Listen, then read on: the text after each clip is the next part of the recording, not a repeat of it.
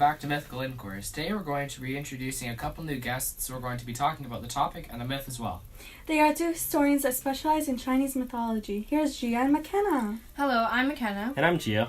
So what will we be talking about today? Well, that's a good question. Today we're going to be talking about how eating fruit seeds can grow a tree in your stomach. Really? No, just joking. Today we're going to be talking about how competition can lead to betrayal. Do you guys have a good story for us? Yeah, I think we have a pretty good story for this topic. We'll be talking about Chinese mythology, more specifically the Chinese zodiac.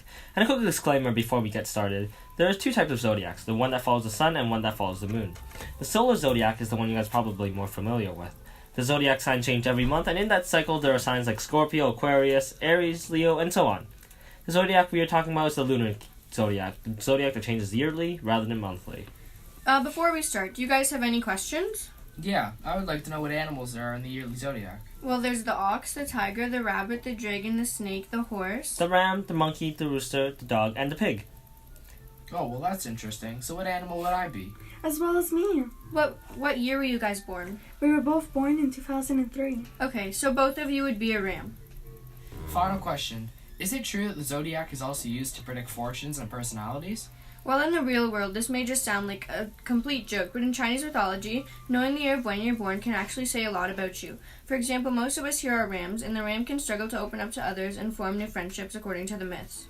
Cool. Does the story of the zodiac relate to our theme in any way? Yes, very much so. This is the most widespread legend about the Chinese zodiac. The Jade Emperor, or the Emperor in Heaven in Chinese folklore, ordered the animals would be designated as calendar signs, and the first 12 to be arrived will be on the calendar.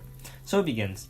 Upon hearing the news about the race, the sleepy-head cat requested the rat to wake him when he was heading to the Jade Emperor's palace.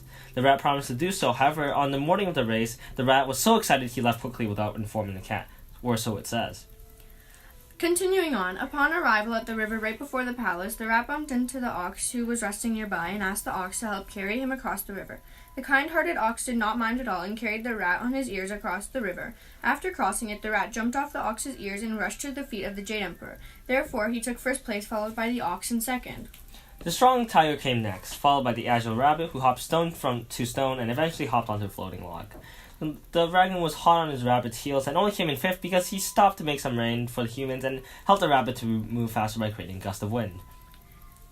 The horse galloped effortlessly across the river, but only finished seventh place because the snake was hiding in his hoof and slithered ahead. The sheep, monkey, and rooster arrived together on a raft, taking 8th, 9th, and 10th places, respectively. The dog was late because he had stopped for a wash in the river, and the pig had been sleeping, so took 12th place. The cat didn't wake up until the race was over, and by that time it was too late. He was not able to make it into the cycle. After the party, a great hatred grew between the cat and the rat, and this anger has lasted through the ages, and they are still mortal enemies. Very interesting story. This is truly a story about competition and betrayal if you look at it with a perspective. Well, yes, this situation is also very realistic as well. There's a lot of backstabbing and selfishness in the real world that almost happens regularly. Like, for example, a person or a friend backstabbing, or even anybody that exploits his friend to have an advantage. You can almost look at it as a competition in life. This may not make sense, but these are just my thoughts. Oh, and one more thing. Although the rat is said to forget to wake the cat, many still debate if the rat actually purposefully did it so he would be first place, and that he was ensured a spot and the chance of winning. This further proves my point. Thank you. Wow, thank you both for your insight on this matter. I never knew you guys were psychologists, too. But final question before we end off today. Do you guys think the zodiac is fictional? In my opinion, yes and no. The zodiac is based on lunar calendar, as mentioned before, while the animals can be considered to be so-called real, as the Jade Emperor named them, and what we call them like today. But the story of how the animals raised to be zodiac is pretty sure is a myth, because there isn't solid or recorded documents about it. Now this ends our podcast today. It has been a pleasure meeting the both of you today. Thank you. Thank you. Join us next week as we'll be talking about Roman myths and how being a leader is better than being a boss.